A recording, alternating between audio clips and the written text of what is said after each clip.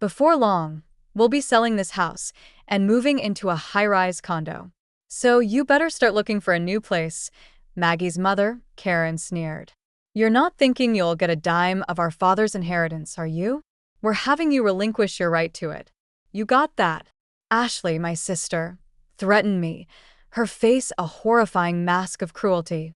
Ashley's boyfriend stood to the side, his laughter only adding salt to the wound. It was unbearable. Our father's funeral had barely finished, and they dared to talk like this? You heard the absolute worst. I can't stand this anymore. I'm cutting ties with you all, I shouted. The moment those words left my mouth, the doorbell rang. Standing there was a man I felt like I'd met before. My name is Maggie. At 22, I'm soon to graduate from university. Nothing to brag about, but I'm strong-willed and patient. From my childhood through university, I've always quietly and diligently focused on my studies. I've maintained reasonably high grades, and I do have dreams I want to fulfill. Although I'm content with my daily life, I also have a significant worry. Maggie, come downstairs now. A loud voice rang from below. With reluctance, I went downstairs to find my mother, Karen, and my sister, Ashley. Mom? Sis? What's up? I was studying, as usual. You nerd. You're still studying even though university is almost over? What a hard worker. The one laughing was my sister Ashley, a beauty like our mother. She's flamboyant and was even a popular model back in the day. Now, she's unemployed under the guise of helping around the house. We're going shopping. You should clean the dishes and do the laundry. Don't forget to iron properly, okay? Also, we're out of detergent and other things, so you should go shopping. Mother calmly ordered me to do the housework. Knowing she would get furiously angry if I talked back, I quietly responded, okay. I left the house, stressed out to the nines. In high spirits? I need to get on with that, I muttered quietly as I started to clean up the mess they had left behind. Mom, a former beauty queen, has extravagant tastes and loves luxury. She's always favored my beautiful sister while ignoring me, since I'm not all that pretty. Moreover, they've always dumped housework and other chores on me, as if I'm their maid. My sister took advantage of this, and I've been oppressed by them since I was little. Yet I've tolerated it because, after all, we are family. And then my phone rang. When I looked at the screen, it read, Dad. Hello, Dad. It's been a while. I could tell my voice had brightened. Oh, Maggie. It's been a while. Are you doing okay? I'm doing great. How about you, Dad? It's night there, right? How's work? I'd like to say I'm fine, but I've been having headaches lately. I'm planning to go see a doctor soon. How's your schoolwork? Is it going well? Dad, take care of yourself, okay? Thanks to you, everything is going well. I'm studying hard to achieve my dream. That's my girl. You're always so diligent. Remember what I always say, be righteous and kind, right? Don't worry. I'm doing my best. That's my Maggie. I'll bring lots of spur when I come home next time. After that conversation, I hung up the phone. To put it bluntly, my family is well off. This was largely due to my elite father, Harry, who has been flying around the world for work since his younger days. Although he was often away from home, he was kind to me and showered me with love whenever we had the chance to meet. I adored him dearly. However, to my mother Karen and my sister Ashley, he was nothing more than an ATM. The harsh truth was that they were living lavishly on the money he earned. Be righteous and kind, Maggie, he would say. His presence was always nurturing and supportive. He was my rock. That's why I was able to stay strong, until now. Several months later, shortly after I graduated from university, a chilling event occurred. Maggie, Dad has. Karen burst into my room, her face as pale as a ghost. Apparently, my father had collapsed at the airport as soon as he returned home and was rushed to the hospital. Upon hearing the news, Ashley, Karen, and I immediately headed to the hospital. There, my once strong father lay frail and helpless. We suspect he's had a stroke, the doctor informed us. Despite extensive treatment, my father barely improved. To be specific, he was left with severe physical paralysis and a speech impairment, unable to stand or converse properly. To care for my now dependent father, I decided to put my dreams on hold and dedicate myself to his care at home.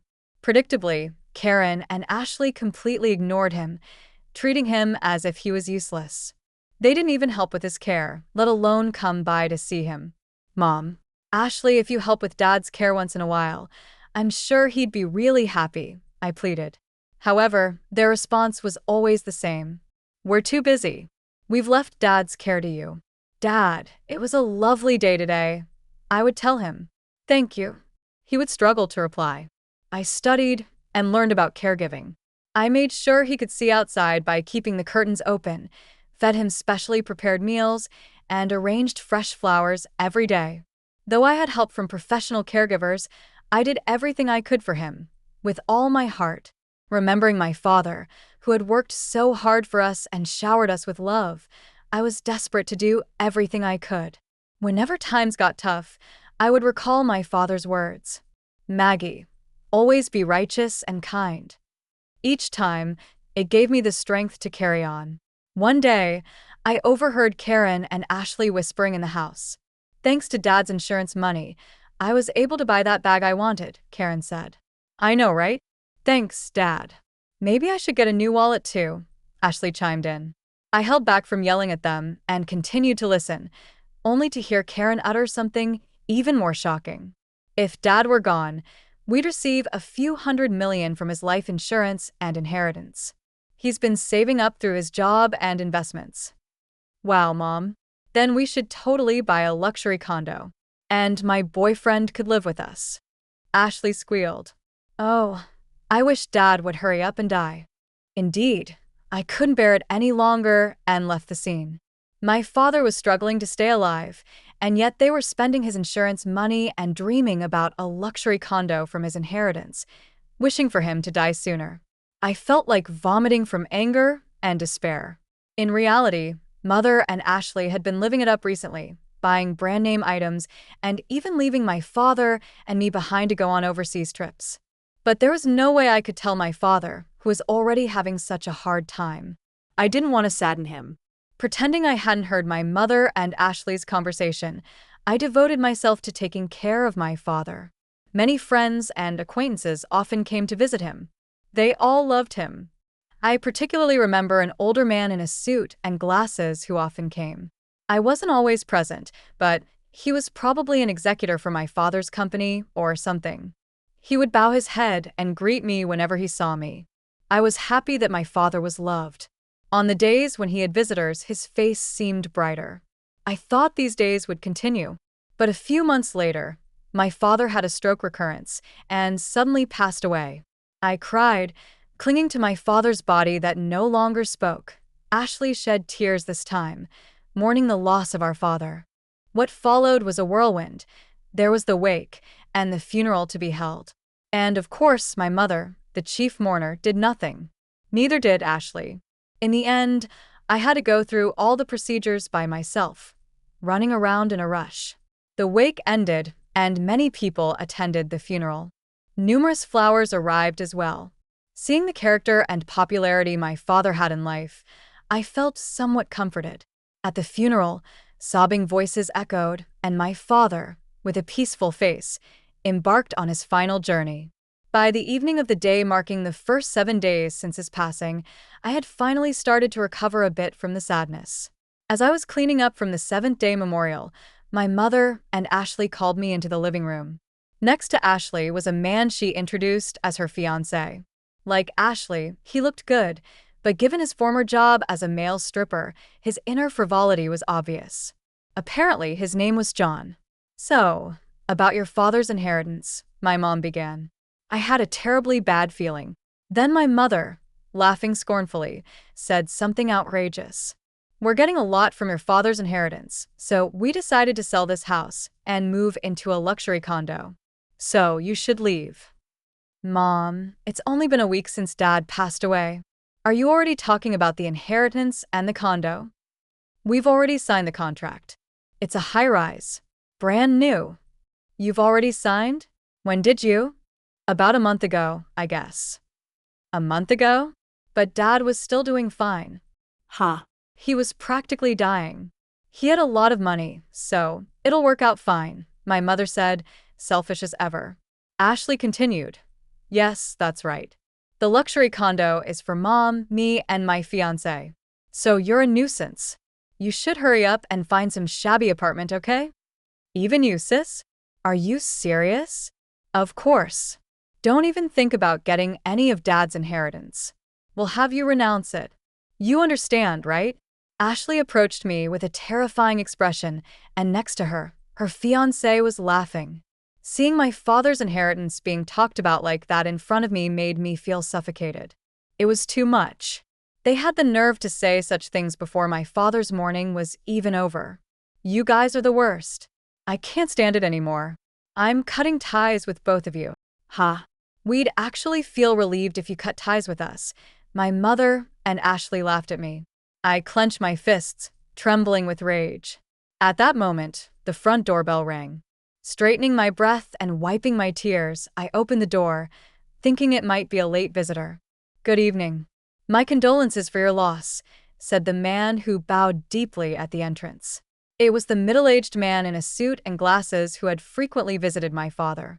Thank you. Please come in. As I was about to invite him in, the man presented his business card. Please check this. My name is Watson, an attorney assigned by your father. The business card indeed belonged to a law firm, and although I hadn't noticed it before, a badge denoting him as a lawyer gleamed on his chest. A lawyer? I murmured, surprised. My mother, Ashley, and her boyfriend came out from behind me. Huh? What does a lawyer want from us? My mother asked, clearly annoyed. Watson responded calmly to her skeptical expression. I've come to discuss your husband's inheritance. May we talk for a moment? Watson sat down in the living room. My mother sat directly across from him, Ashley and her fiancé beside her. I sat on the side, facing them alone. Watson took several documents out of his bag, looked at us, and began to speak slowly. First, may I read your husband's will? That man could barely move or speak. And yet, he left a will, my mother scoffed. Go on with it, please, she snapped, impatient. Then allow me to read it, Watson said in a quiet, steady voice. The testator, Harry, hereby bequeaths as follows. The testator leaves all property belonging to him to his second daughter, Maggie. A moment of stunned silence fell upon the room. Watson continued. The testator designates the following as the executor of the will. Before Watson could continue reading, Ashley interrupted. Wait a minute. What did you just say? Didn't he care? The testator designates the… No, the part before that. Let me read it again. The testator, Harry, hereby bequeaths all property belonging to him to his second daughter, Maddie. What does that mean? Karen, our mother, and Ashley exclaimed in unison. I was so shocked that I couldn't breathe, and all I could do was stare in astonishment. Watson continued. Next, I will read the postscript of the will. He looked at me. In other words, this is your father's final message. I quietly listened as he read. Maggie, you gave up your precious dreams to take care of me. I wasn't able to pay much attention to you because I was always working, but I truly appreciate it. Thanks to you, I was able to pass away peacefully and fulfilled. Upon hearing my father's last words from Watson, tears started to well up in my eyes. Maggie, always be kind and correct. I know you can do it. Your father will always be watching over you. Please be happy. All I could do was sob in front of them, while Karen and Ashley were making a big fuss. What does that mean? So the inheritance all goes to her? Yes. What happens to our money? In response to their outburst, Watson cast a brief glance at them. You two are not mentioned. By the way, Maggie is also the sole beneficiary of the life insurance. What are you talking about? Do you think that's allowed? Karen turned beet red, ready to burst at any moment. That's right. Isn't there something called a reserved portion that's supposed to be guaranteed to the wife and the children, right? Ashley leaned forward eagerly. You're referring to the statutory reserve. Indeed, You too have the right to claim a statutory reserve from the inheritance Maggie will receive, Watson said matter-of-factly. Karen seemed to be getting back to her usual self. Even if there is a will, if its contents are unfair, you can claim a share of the inheritance prescribed by the civil law. However, Watson continued, Harry had commissioned us to investigate the fact that you, Karen, and you, Ashley, were living luxuriously with Harry's money and squandering the insurance money. The eyes of Karen and Ashley widened in astonishment. Indeed, you purchased a luxury condominium and a car, and you spent quite lavishly on host clubs and overseas trips. All the caregiving and household chores were left to Maggie alone. Moreover, there were even remarks hoping for Harry's death. My father knew everything. He knew everything but pretended not to know. That's. My mother stammered. Watson responded calmly. In this case, it's unlikely that the distribution of the inheritance will be deemed unfair. Even if you take it to court, it's very unlikely you'll be able to claim anything. Of course, you can try if you wish. I'll be the one you'll be set up against. My mother's face had turned a pale blue. That's ridiculous, my sister also muttered. When Watson was leaving and I walked him out to the entrance, he said, Maggie, you have grown up to be quite admirable. Your father always spoke of you with such joy. Really? My father has known your father since we were young, and I was honored to take on this request. Your father felt he was too lenient with the other two, but I believe he found peace knowing how well you turned out. Watson's eyes were squinted in a warm smile. I was so touched that I teared up again. Please live a happy life from now on. You know I'm always here to help. Watson left me with those words, and I kept bowing deeply to him. A year later, with Watson's help, I was able to inherit all of my father's assets. As for my mother and sister, my mother, unable to pay off the loans for the high-rise condominium, had already contracted. The expensive car and the designer goods eventually led her to go bankrupt. My sister, on the other hand, was quickly abandoned by her boyfriend when he learned that she wouldn't be inheriting anything. I heard through the grapevine that she's now living with my mother and working part-time. They called me for a while, but I kept replying, I've cut ties with you. Please contact me through a lawyer. I thought that was what my father wanted too. Now, they no longer contact me at all. As for me, I used my father's inheritance to attend a law school I had once given up on. Originally, I wanted to become a prosecutor to uphold my father's words, always be kind and correct. But now, my dream has changed. After working with Watson, who had saved me in my time of need and provided unwavering support, I started to admire being a lawyer myself. So now, I'm studying hard to become one. I strongly wish to become a lawyer like Watson, who is always just and kind.